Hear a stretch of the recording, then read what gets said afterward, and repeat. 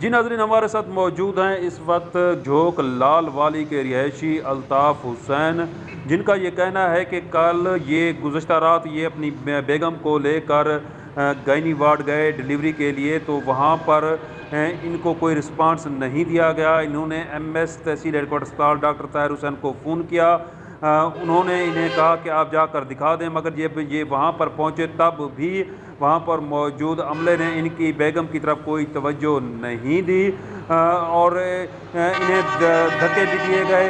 اس بابت انہوں نے شدید احتجاج کیا اور وزیر اعلیٰ پنجاب سے نوٹس لینے کا مطالبہ کیا ہے۔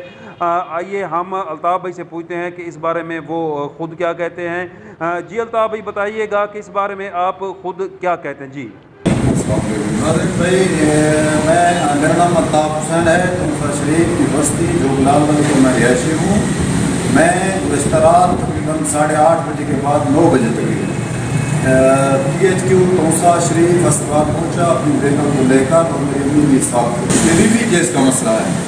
تو پھر انہوں نے کہا کہ یہ آپ ٹھیک ہیں، آپ کو کچھ نہیں ہے، آپ ہماری جو ہے نا اسپتال سے چلے جائیں۔ تو پھر اس کے بعد میری امی نے مجھے بتایا، میں نے پھر ڈاکٹر طاہر حسین MSF تمسا کو کال کی، اس کو کہا کہ یہ میرے ساتھ زیادتی ہو رہی ہے، یہ میرے ساتھ بہت ناانصافی ہو رہی ہے۔ اس نے کہا کہ آپ چلے جائیں، میں اس کو کال کرتا ہوں تو پھر آپ کا مسئلہ حل ہو جائے گا۔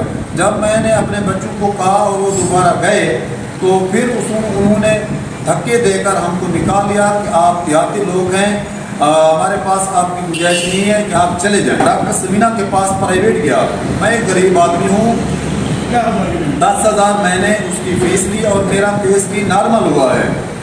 میں وزیر اعلیٰ عثمان بزدار سے اپیل کرتا ہوں طور پر کارروائی کی جائے اور میرا یہ مسئلہ جائز ہے، جینوین ہے، مہربانی فرما کر اس کے خلاف بھرپور جو ہے ایکشن لیا جائے اور کارروائی کی جائے۔